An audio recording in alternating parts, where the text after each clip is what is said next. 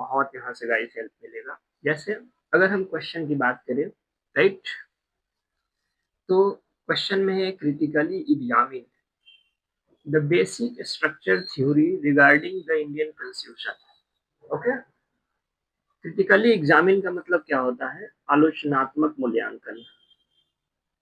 आलोचनात्मक आलोचनात्मक मूल्यांकन, राइट। बेसिक स्ट्रक्चर की बात हो रही है साथियों, तो बेसिक स्ट्रक्चर यानी कि मूल ढांचे की, सिद्धांत की बात हो रही है। मूल ढांचे की, सिद्धांत की बात हो रही है।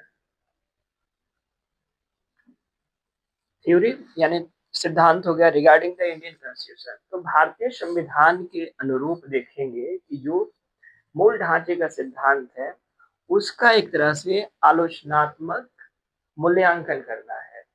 तो गॉट माय पॉइंट? क्वेश्चन आप समझ रहे होंगे। क्वेश्चन है critically examine the basic structure theory regarding the Indian constitution.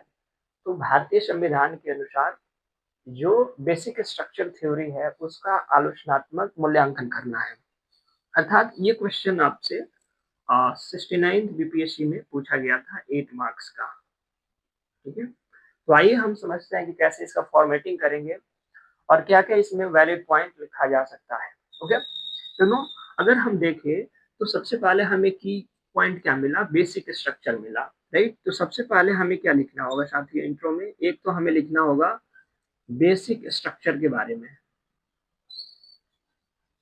यानी कि मूल ढांचे का जो सिद्धांत है वो भारतीय संविधान में किस प्रकार दिया गया है उसको लिखना है, राइट। और उसके उद्देश्य क्या है उसको भी लिखना है। तो इंट्रो में आपको ये लिखना है। तो आप कैसे लिख सकते हैं कि भारतीय संविधान में मूल ढांचे की जो संकल्पना है वो जुडिशियरी द्वारा तय किया जाता है, यानी कि न्यायपालिका द्वारा तय किया जाता है, जिसका उद्देश्य है संवैधानिक प्रिविलेज, यानी कि कॉन्स्टिट्यूशन प्रिविलेज को बनाए रखना और उसके साथ साथ जो मूल्यों के आदर्श है उसको एक तरह से सजोए रखना। तो हम कह सकते हैं कि एक तरह से जो मूल ढांचे की संकल्पना है वो भारतीय न्यायपालिका द्वारा प्रदत्त होता है, जिसका उद्देश्य या फिर आशय कहिए संविधान की गरिमा एवं उसके मूल्य के आदर्शों को